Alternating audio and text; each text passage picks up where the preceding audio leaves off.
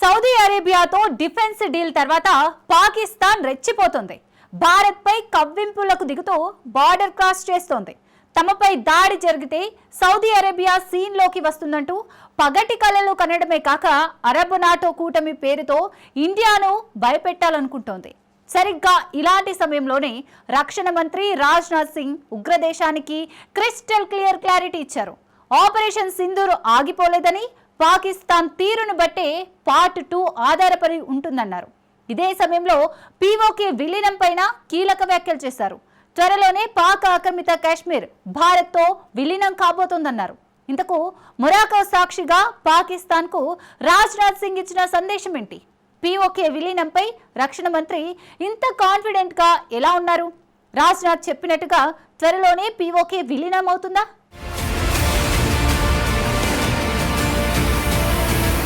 Morocco పర్యటనలో ఉగ్రదేశం పాకిస్తాన్కు Rajnath warning. Operation Sindoor PoK విలీనంపై క్రిస్టల్ క్లియర్ కామెంట్స్.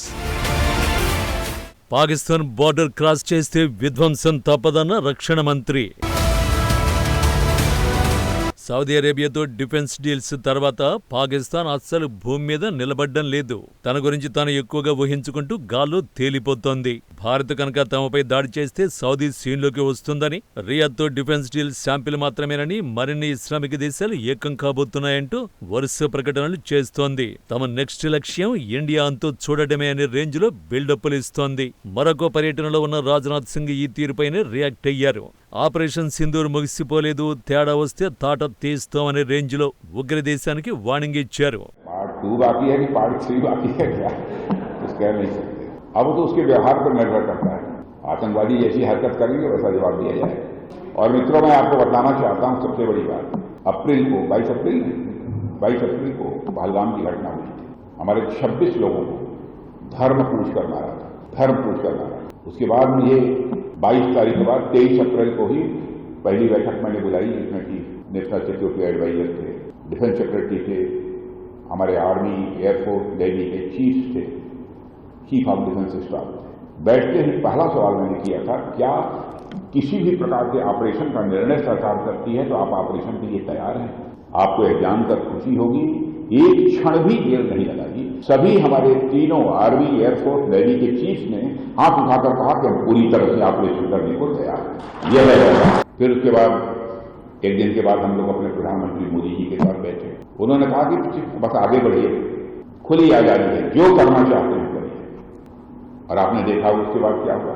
सीमा पर नहीं, घर में घुसकर 100 किलोमीटर से आगे जाकर जो है आतंकवादी ठिकानों को तबाह करने में हम लोगों ने कामयाब किया. మరొక సాక్షిగా పాకిస్తాన్ కు రాజ్నాథ్ సింగ్ ఇచ్చిన మాస్ వార్నింగ్ ఇది. సింధూర్ పార్ట్ 2, 3 అనేది పాకిస్తాన్ తీరుపైనే ఆధారపడి ఉంటుందన్నారు.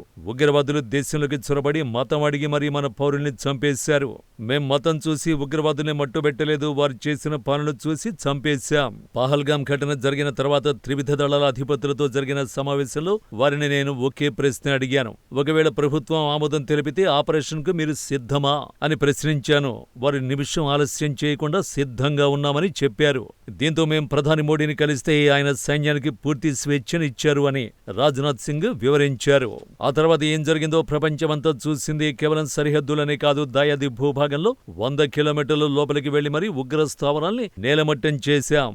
ఆ దాడుల్లో మసూద్ అజర్ కుటుంబం చెల్లాచెదురైందని జైషే ఉగ్ర నాయకులే అంగీకరించారు. పాకిస్తాన్ అభ్యర్థించడం వల్లే కాల్పుల విరమణకు అంగీకరించామని చెప్పారు. ఆ తర్వాత పీఓకే విలీనం పైన క్లియర్ కట్ క్లారిటీ ఇచ్చారు. पीओके अपने आप आएगा, चिंता क्यों करते हैं? पीओके में डिमांड होने लगी. आपने सुना होगा 1-2 बार कुछ लोगों ने नारेबाजी की थी. 5 साल पहले एक बार इंडियन आर्मी को काश्मीर वैली में मैं संबोधित कर रहा था एक कार्यक्रम को. उस समय ही मैंने कहा था कि पीओके को आक्रमण करके हड़पने की जरूरत नहीं पड़ेगी. वो तो हमारा पड़ोसी है ही, वो हमारा है ही पीओके. और पीओके के लोग स्वयं ये कहेंगे कि मैं भी भारत हूं, और वह दिन आने वाला है. పాక్ ఆక్రమిత కశ్మీర్ గురించి రాజ్నాథ్ ఇచ్చిన క్లారిటీ ఇదే. పీఓకే మనదే అవుతుందని పేర్కొన్నారు. అక్కడ డిమాండ్లు మొదలయ్యాయని నినాదాలు మీరు కూడా వినే ఉంటారని అన్నారు. పీఓకేపై దాడి చేసి స్వాధీనం చేసుకోవాల్సిన అవసరం లేదని 5 ఏళ్ల క్రితం కశ్మీర్లో సైన్యాన్ని ఉద్దేశించి ప్రసంగించినప్పుడు చెప్పానని గుర్తు చేశారు. ఇది ఎలాగైనా మనదే అవుతుందని, ఆ రోజు త్వరలోనే వస్తుందని తెలిపారు. కానీ పీఓకే విలీనం విషయంలో రాజ్నాథ్ సింగ్ ఇంత కాన్ఫిడెంట్ గా ఎలా ఉన్నారు?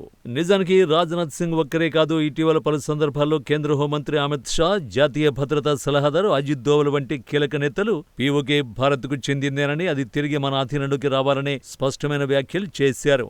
పైగా పీఓకే ప్రజలు సైతం తమను భారత్లో కలపాలని ఆందోళనలు, నిరసనలు చేస్తున్నారు.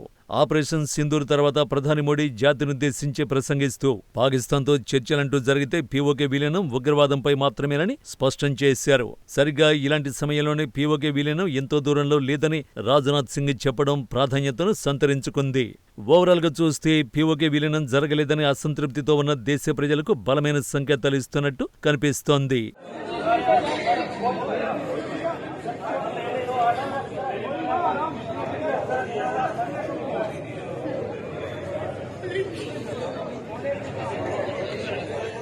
అంతేకాదు, ప్రస్తుతం పీఓకేలో రాజ్నాథ్ సింగ్ చెప్పిన పరిస్థితులే కనిపిస్తున్నాయి. ఇటీవలి కాలంలో పీఓకేలు జరుగుతోంది ఇదే. వీరంతా ఎవరో తెలుసా? ఇప్పటి వరకు షరీఫ్ ప్రభుత్వానికి ఫేవర్ గా ఉంటూ పీఓకేలు ప్రజాందోళనల్ని అణచివేసిన పోలీసులు. 2 నెలల క్రితం ఆ పోలీసులే ఇస్లామాబాద్పై తిరగబడ్డారు. ముజఫరాబాద్లో వందలాది మంది పోలీసులు నిరసనకు దిగారు. విధుల్లోకి చేరేందుకు నిరాకరించారు. పాక్ ప్రభుత్వం దశాబ్దాలుగా పీఓకేలు కశ్మీరీల పట్ల వివక్ష చూపుతోందని ఆరోపించారు. అలాగే ఆర్థిక దోపిడీ, పరిపాలన నిర్లక్ష్యం ప్రదర్శిస్తోందని ధ్వజమెత్తారు. పోలీసుల మరణం తర్వాత వారి పొదుపు డబ్బులు కూడా కుటుంబాలకు ఇవ్వడం లేదని వాపోయారు. గత 50 ఏళ్లుగా మరణించిన పోలీసుల కుటుంబాలకు ఇచ్చే పెన్షన్ను పెంచలేదన్నారు. అలాగే పీఓకేలో పెద్ద ప్రభుత్వాసుపత్రులు ఉన్నప్పటికీ కూడా సైనిక అధికారులు వారి కుటుంబ సభ్యులకు మాత్రమే సౌకర్యాలు అందిస్తున్నారని, పోలీసులను వారి కుటుంబాలను సెకండ్ క్లాస్ పౌరులుగా చూస్తున్నారని ఆవేదన చెందారు. పోలీసుల పరిస్థితి ఇలా ఉంటే ఇక సాధారణ పౌరుల పరిస్థితి ఎంత దారుణంగా ఉంటుందో ప్రత్యేకించి చెప్పాల్సిన పని లేదు. అందుకే రాజ్నాథ్ చెప్పిన పీఓకే విలీన సమయం ఇదేనా అన్న అనుమానాలు కలుగుతున్నాయి. పీఓకేలో ప్రజాందోళనలు ఎంత ఉధృతమైతే ఆ ప్రాంతం భారత్లో విలీనం కావడానికి అంత కలిసొస్తుంది. భారత్ పాక్ మధ్య కశ్మీర్ వివాదం పీఓకే విలీనంతోనే ముగుస్తుందని ప్రపంచ దేశాలకు భారత్ ఎప్పుడూ తెలిపింది.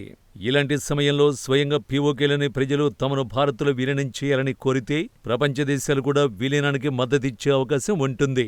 ఇక్కడ ఇంకో ముఖ్యమైన పాయింట్ చైనా. పీఓకే విలీనం విషయంలో ఇప్పటి వరకు అడ్డుగా ఉన్నది చైనానే.